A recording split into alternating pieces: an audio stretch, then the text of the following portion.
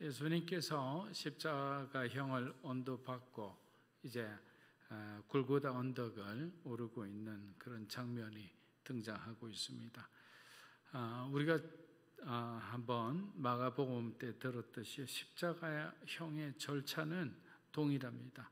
십자가 형털이 골고다 언덕 위에 준비가 되면 형장까지 네 사람의 병사들이 좌우로 호위하는 가운데 스스로 그것을 지고 가야 했습니다.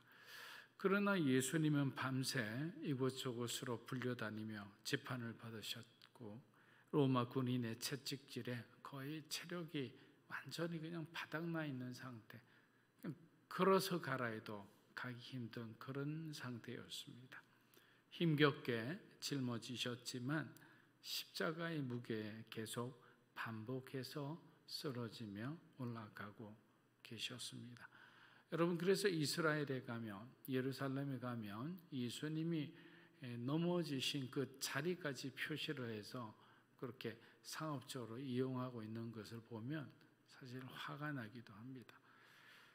그때 로마군 중 한 명이 북아프리카 구레네, 지금으로 하면 리비아 트리폴리에서 온 시몬이라는 사람의 어깨를 창끝으로 툭툭 칩니다. 이 말은 이제 네가 와서 예수를 대신하여 이걸 지라는 거죠, 십자가를.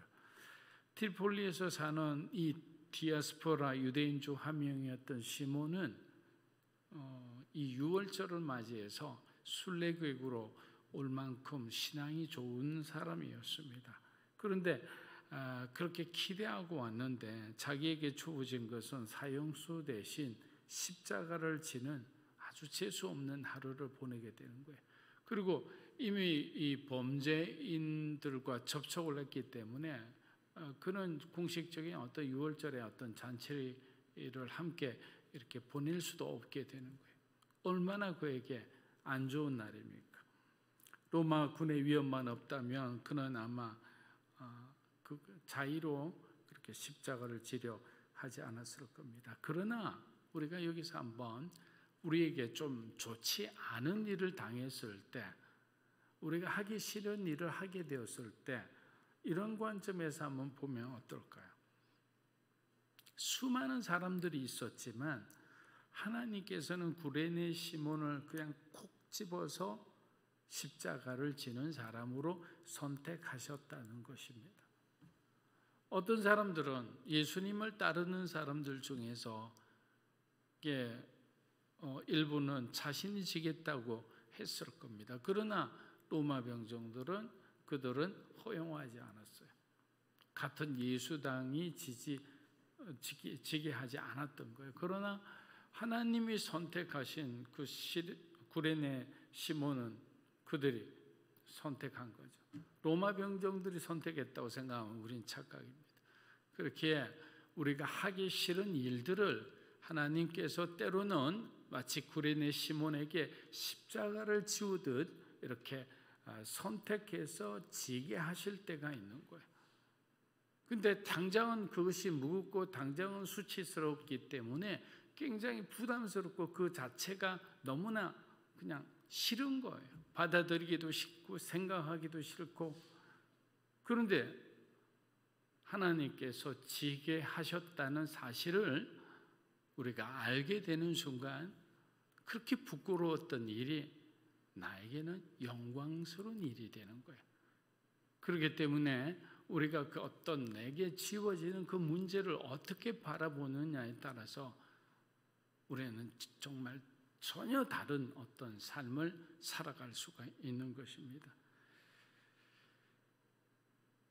자신의 주님의 고난에 동참하는 것이 어떤 의미인지를 깨달을 때 주는 그 하나님 주시는 그 감격, 그걸 우리가 누리며 살아간다면 매일매일 우리에게 주어진 십자가를 우리는 불평불만하지 않고 기쁨으로 지고 가리라 믿습니다.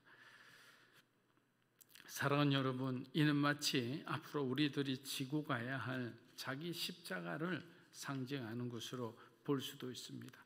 십자가를 지는 당시만 해도 예수를 믿지 않았던 구레네 시몬은 이 일을 계기로 그리스도인이 됩니다. 유대인에서 그리스도인이 되는 겁니다.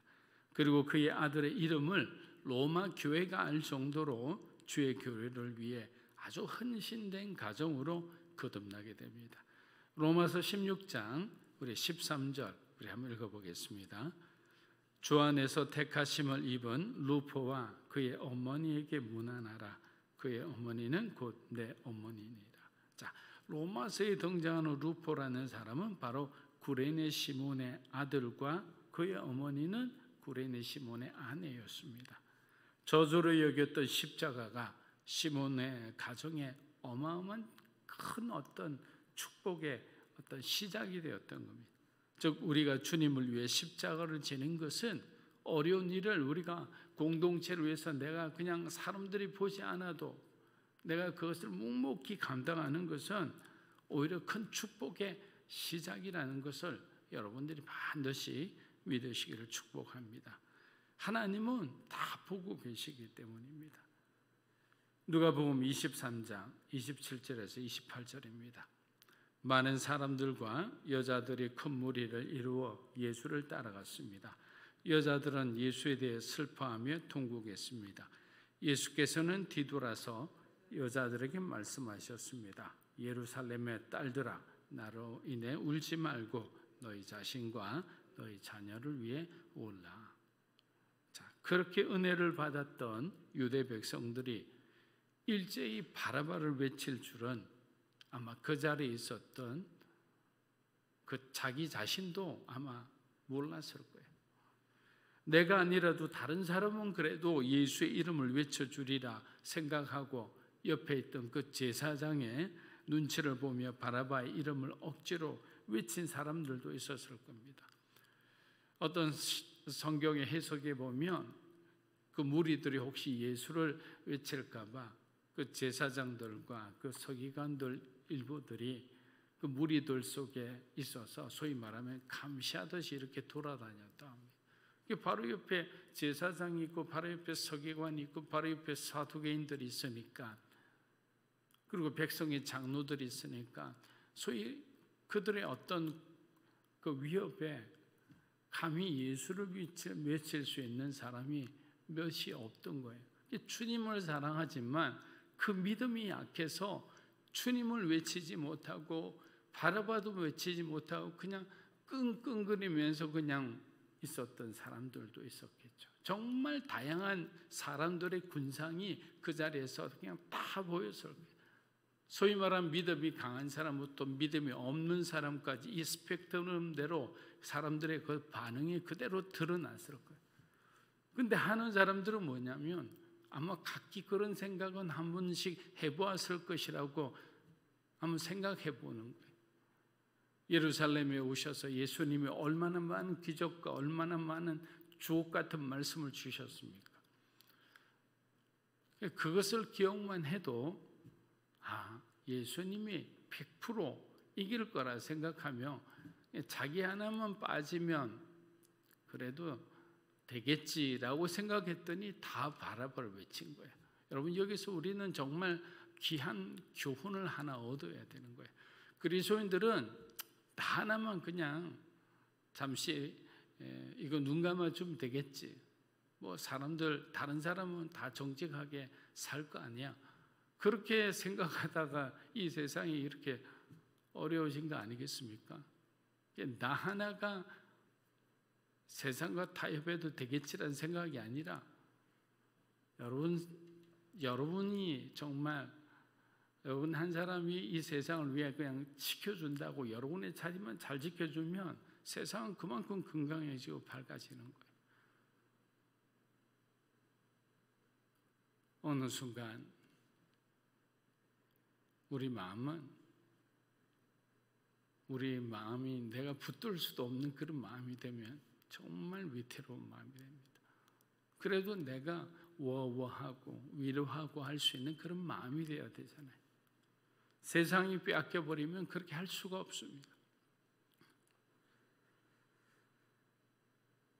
예수님이 이제 올라가십니다. 그런데 여기 보면 많은 사람들이라고 표현했어요. 결코 적지 않은 무리들이 십자가를 지시는 예수님을 따르고 있다라고 표현합니다. 물론 그 중에는 예수를 십자가에 못 박고 그 죽음을 확인하려는 아주 강포한 자들도 있었을 겁니다. 그리고 순례객들 중 호기심과 또 이것이 무슨 일인지 그 의문으로 따라오는 사람들도 있었을 겁니다. 한편으로 처형장으로 향하는 예수님을 위해 가슴을 치며 슬퍼하는 이 여인들과 같은 그런 마음으로 따라가는 사람들도 있었을 겁니다. 아마도 이 여인들은 예수님의 가족들 아니면 예수님의 공생의 기간 동안 은혜를 입은 사람들이 사실 어떤 면에서는 왜 남자들은 표현하지 않았을까라는 생각도 해봅니다. 예수님의 죽음과 부활의 어떤 사건을 보면 그 여인이 중심이 되어 있어요. 여인은 사실은 사회적으로 멸시당하는 그런 어떤 천한 신분에 속한 사람들이 있잖아요. 남자에 속한 존재였지 남자와 동등한 존재가 아니었기 때문입니다. 왜 성경이 예수님의 죽음을 지킨 자와 예수님의 부활의 증인을 여인으로 하셨을까? 우리가 곰곰이 한번 생각해 볼 필요가 있습니다. 사실 지금도 건강한 교회는 남자가 중심이 돼서 여인들과 함께 이렇게 같이 이렇게 섬기는 교회잖아요. 남자 중심도 아니고 여자 중심도 아니고 남자라는 것은 이제 가정의 아버지를 의미하는 거예요. 아버지가 술선에서 이렇게 교회를 다니는 그런 가정은 그래도 건강한 편이에요. 그런데 남편은 예수 믿지 않고 그냥 세상이 좋아서 주일날마다 골프 치러 다니고 자기 좋아하는 어떤 취미 활동한다고 돌아다니고 남아있는 여자와 아이들만 그냥 교회 오는 거. 사실 지금도 교회를 지키는 대부분은 여인들이 대부분이죠. 그래서 좀 뭔가 남성들이 회개할 부분이 많은 것 같습니다. 사랑하는 여러분, 지금도 세상에는 예수를 외치는 그리스도인들보다 바라바를 외치며 타협하며 살아가는 그리스도인들이 얼마나 많은지 부끄러워할 정도라는 말도 있습니다. 그렇게 그리스도인으로서 분명한 정체성을 가지고 살아간다는 것은 우리에게는 엄청난 축복인 거죠. 예수님은 사람을 사랑하되 사람을 의지하지 않으셨다고 합니다. 세상을 긍휼히 여기셨지만 그 세상에 동화되지 않으셨습니다. 그럼 우리도 예수님처럼 하면 되잖아요. 사람을 사랑하고 동성애에 빠진 사람이면 그 동성애에 걸린 사람을 그냥 긍휼히 여기고 그 영혼을 사랑하고, 그러나 동성애는 그냥 딱 잘라버리는 거죠. 그게 동화되지 않는 거죠. 근데 우리는 그 쉽게 동화돼 버리는 경향이 있어요. 그러면 안 되는 거죠. 그래서 예수님 따라가면 되는 거예요. 예수님이 말씀하신 거, 예수님이 하신 보여주신 어떤 자세와 태도, 예수님이 행하신 그 행동, 그것이 우리의 삶의 기준이 되어야 되죠. 여러분 자신을 너무 귀하게 여기지 마세요. 그러다 자존감을 막 이렇게 뭉개뜨리라는 게 아니라 우리는 우리를 너무 그냥 과장되게 이해를 해요. 그러니까 회개하기가 힘드는 거예요. 하나님 앞에 정말 제가 죄인입니다. 제 잘못입니다.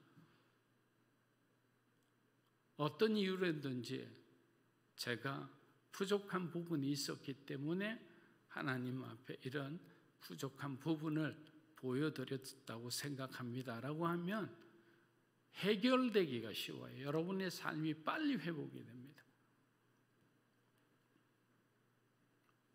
지금 예루살렘의 딸들이 울고 있지만 사실은 예수님이 예루살렘을 위해 울고 계시는 거예요. 예수님의 죽음 위에 예루살렘에 찾아올 무서운 그 심판의 아주 그 상황을 예수님은 다 알고 계시기 때문이에요. 그래서 나를 위해 울지 말고 너희 자신과 너희 자녀를 위해 울라라고 하신 거예요. 누가복음 23장 29절에서 31절입니다. 보라, 너희가 임신하지 못하는 여인과 한 번도 아기를 갖지 못한 태와 한 번도 젖을 먹이지 못한 가슴은 복이 있다라고 말할 때가 곧 올 것이다. 그때 사람들이 산에다 대고 우리 위에 무너져 내려라 하며 언덕에다 대고 우리를 덮어버려라고 할 것이다. 나무가 푸를 때도 사람들이 이렇게 하는데 하물며 나무가 마를 때는 무슨 일이 일어나겠느냐. 자, 예수께서는 여인들을 향하여 메시아를 죽이는 유대인들이 장차 날이 이르게 되면 환난을 당하게 될 것이라고 예고하고 계시죠. 먼저 그 날에는 자녀를 갖지 못한 여인이 차라리 복되다고 할 것이다, 이렇게 말하십니다. 왜냐하면 환난이 극심할 때 자녀가 없는 여인은 자녀가 고통당하는 것을 보지 않아도 되기 때문입니다. 사랑하는 여러분, 하나님께서 우리에게 가정을 주셨잖아요. 하나님께서 만드신 조직은 가정과 교회밖에 없으세요. 그게 공동체의 시작이에요. 그런데 이 가정을 주셔서 서로 가족 구성원들끼리 사랑하고 돌보게 만드셨죠. 그런데 우리는 태어날 때부터 부모로 태어나는 사람은 없어요. 다 자녀로 태어나죠. 그런데 그때는 이상하게도 부모의 사랑을 무한대로 받는 자녀이라서 그런지 몰라도 어린 자녀들이 부모를 먼저 생각한다는 것은 거의 불가능한 것 같아요. 그냥 자기만 생각해요. 자녀들은 나이가 들어도 그런 것 같아요. 그렇게 자라 청년이 되고 결혼을 하고 이제 자신의 아이를 낳는 순간 우리 안에 전혀 보이지 않았던 우리 내면 안에 있는 어떤 한 우물이 팡 터지면서 뭔가 솟아오르는 거예요. 그게 뭐냐? 쏟아지는 것이 보니까 자녀를 향한 사랑인 거예요. 그런데 이건 무한정 쏟아 나오는 거죠. 그래서 그렇게 말 안 듣는 아이를 향해서도 그 사랑을 돌이킬 수가 없는 거예요. 아이가 아프면 자신이 대신 아프기를 원하는 것이 부모입니다. 아이를 위해 대신 죽으라면 죽을 수도 있는 게 부모예요, 부모.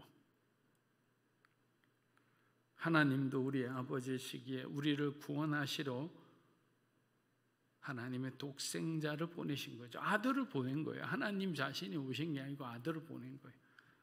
하나님 자신이 오신 것보다 아들을 보낸 게 더 큰 고통이라는 생각을 해요. 그렇다고 자식을 십자가의 죽음과 모욕 가운데 내던지며 우리를 구원하시고자 하셨다면 그것이 얼마나 큰 사랑일까? 자식이 고통받는 것을 보는 것만 해도 힘든 것이 부모의 마음인데, 그렇잖아요. 같이 코로나 걸려도 내가 코로나 걸린 것보다 자식이 코로나 걸려서 칼록칼록거리고 기침하고 왔다 갔다 하고 그냥 끙끙거리고 있으면 부모 마음은 아픈 거예요. 그래서 대부분의 부모들이 같이 코로나 걸리는 이유가 뭐냐면 아이를 케어하기 위해서는 그냥 아이하고 함께 생활하는 게 좋다고 생각해서 그냥 코로나에 감염되기를 자원해서 그냥 같이 생활하다가 일부러 감염되는 거예요. 그것도 저는요 코로나 부모 사랑이라 생각해요. 저희 집에서도 그런 일이 일어났죠. 사랑하는 여러분, 자식을 포기해 위해 평생을 붙들고 사는 것이 부모인데 그 자식을, 남의 자식을 살리기 위해 죽인다는 것은 우리 이 세상에서는 있을 수 없는 일이에요. 상식을 벗어난 일입니다. 억만금을 준다 해도 그런 일은 일어나지 않을 겁니다. 아무리 독한 부모도 그런 일은 하지 않을 겁니다. 그런데 로마군이 예루살렘을 침공하고 끝까지 항복하지 않고 버티던 이 유대 공동체에 자식이란 어떤 존재였냐면 굶주린 사람들의 먹이에 불과했어요. 이런 고통을 겪고 산들 그것이 부모에게 무슨 의미가 있겠습니까? 그냥 그 현장에 있지 않고는 우리가 이해를 할 수 없는 거거든요. 전쟁의 경험을 해보지 않은 사람이 전쟁에 대해서 말하지 말라라는 거잖아요. 그렇게 절대로 우리가 하나님 앞에서 범죄해서는 안 되는 겁니다. 내가 사람들을 매몰차게 하면 하나님은 그리스도인으로서의 나의 잘못된 자세에 대해서 반드시 가르쳐 주시죠. 또 여러분을 쓰시는 사람이라면 더 하나님이 많이 간섭할 거예요. 많이 손대실 거예요. 그래서 나만 손대냐 이런 게 아니라 구레네 시몬의 마음으로 하나님의 터치를 우리가 이해하면 되는 거예요. 주변에 자신은 잘못이 없다고 말한 사람들이 어떻게 야단맞는지 저도 많이 보았습니다. 저 역시 그런 하나님의 징계를 정말 많이 받았던 사람 중에 한 사람입니다. 그런데 여러분, 하나님의 징계는요, 뭐 조금 경험해본 사람으로 말하면 삼키기에는 정말 쓰지요. 자존심도 상합니다. 그냥 탈탈 틀릴 때가 많아요. 하지만 그 징계를 내가 감사함으로, 겸손함으로 받아들이면 우리에게 그것이 그렇게 유익할 수가 없어요. 회복 탄력성이 굉장히 강해져요. 우리 인생의 리바운딩이 굉장히 높아지는 것. 그게 저 하나님이 또 우리를 이끄시는 굉장히 또 신비라 할까요? 잠깐의 징계를 통해 영원을 바라보고 영원의 삶을 살아가는 사람으로 우리는 점점 변화되어 가는 거예요. 정말 작은 자극에도 반응하지 않는, 제가 그냥 만들어 봤어요. 철인 신앙을 가지게 돼요. 진짜 그런 어떤 누가 말하는 그런 철인이 아니고 단단한 사람이 되는 거예요. 그래서 여인들에게 임신하지 못하는 여인과 한 번도 아기를 가지지 못하는 태와 한 번도 젖을 먹이지 못한 가슴은 복이 있다라고 말할 때가 올 것이다라고 하신 거예요. 31절을 보면 예수님은 자신을 푸른 나무로 비유하시고 악인들은 마른 나무로 비유하시며 말씀하셨습니다. 여러분, 나무가 푸르다는 것은 살아있는 나무를 말하는 거예요. 살아서 풍성한 열매를 맺어 사람들에게 도움이 되는 나무도 이렇게 자기들의 뜻에 맞지 않는다고 그냥 확 잘라버리고 불태워버리는데, 아무 쓸모도 없는 마른 나무 같은 너희들은 장작불의 불쏘시개 같은 존재다라는 거예요. 사랑하는 여러분, 그리스도인들은 하나님의 진노의 날이 반드시 다가오는 미래 속에 있을 것이라는 그런 믿음 속에서 살아가는 자들이, 그러니까 그날이 있다라고 말하는 거예요. 제가 늘 말씀드린 것처럼 그날이 있기 때문에 오늘이 있는 거고, 오늘의 삶은 충실하게 살 수밖에 없는 거예요. 그렇게 죄를 미워하고 그 죄에 대해서 반드시 심판하시는 하나님을 의식하고 세상의 온갖 죄와 유혹으로부터 여러분 자신을 든든히 지켜나가는 그런 참된 그리스도인의 삶을 살아가는 저와 여러분이 되시기를 주의 이름으로 축복합니다. 아멘. 이 시간 기도하며 나아갑니다. 하나님 앞에 주님이 원하시는 그런 참된 그리스도인의 삶을 살게 해달라고 기도했으면 합니다. 정말 철인 같은 그런 믿음을 달라고 했으면 좋겠어요. 정말 누가 손대도 내 마음과 내 삶이 흔들리지 않는 그런 신앙을 달라고. 그래서 우리가 하나님께서 우리에게 주신 그 비전대로 우리가 끝까지 그 길을 죽음을 무릅쓰고라도 달려가게 해달라고 기도했으면 합니다. 구레네 시몬처럼 자기에게 정말 될 수 없는 그런 불행한 일이 정말 어느 날 갑자기 일어났지만 그것이 불행이 아니라 하나님의 관점에서 우리에게 일어나는 그 일들을 우리가 바라볼 수 있는 눈을 달라고, 그런 깨달음을 달라고 우리가 한번 기도했으면 합니다. 만약에 우리가 하나님의 관점으로 봤으면 그것이 불행이 아니라 축복일 수 있기 때문입니다. 이 시간 우리 하나님 앞에 기도하며 나아갑니다.